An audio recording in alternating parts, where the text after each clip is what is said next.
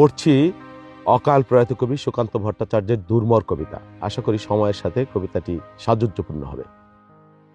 হিমালয় থেকে সুন্দরবন, হঠাৎ বাংলাদেশ, কেঁপে কেঁপে উঠে পদ্মার উচ্ছ্বাসে।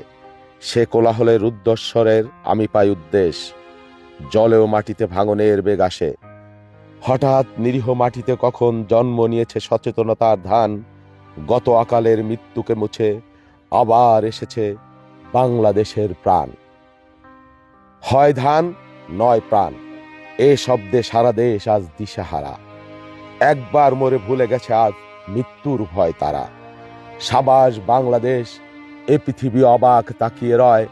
জ্বলে পুড়ে মরে ছারখার, তবু মাথা নোয়াবার নয়। এবার লোকের ঘরে ঘরে যাবে সোনালী নয়কো, রক্তে রঙিন ধান।